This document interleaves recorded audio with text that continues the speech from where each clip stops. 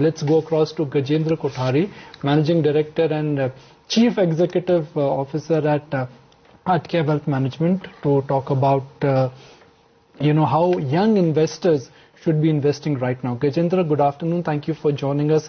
Now, Gajendra, we get a lot of questions from some of our young viewers who have just started working. What is the first baby step they should do while planning a portfolio?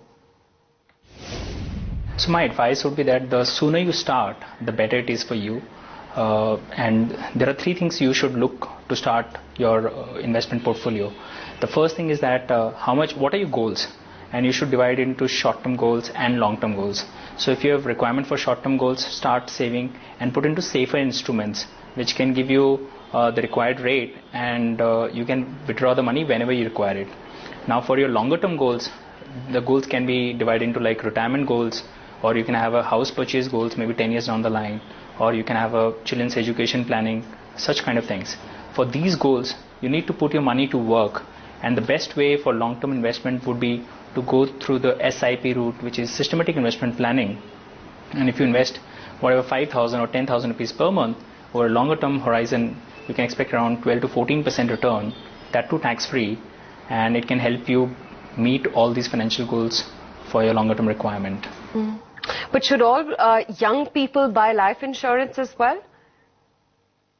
So Faye, I think life insurance is a very important component of financial planning.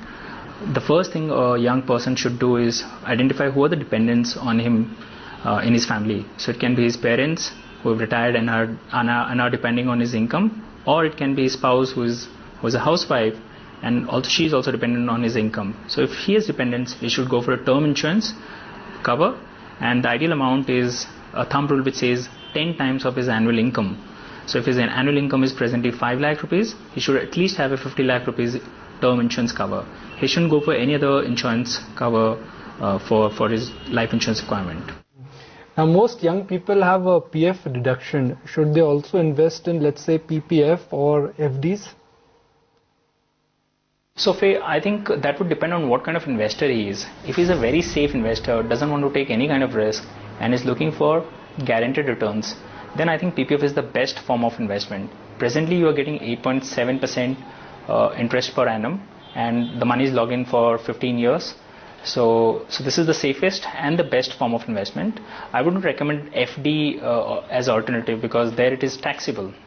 But if somebody can spend, and if somebody is a young person and he has 15 years to look forward, then in my opinion, I think equity funds are the best way to save for long term. They give you tax benefits also, and over a longer term horizon, you can expect around 13 to 14% return, which is very much possible. I mean, this return is very much possible to beat inflation, and you will see net positive returns from your portfolio.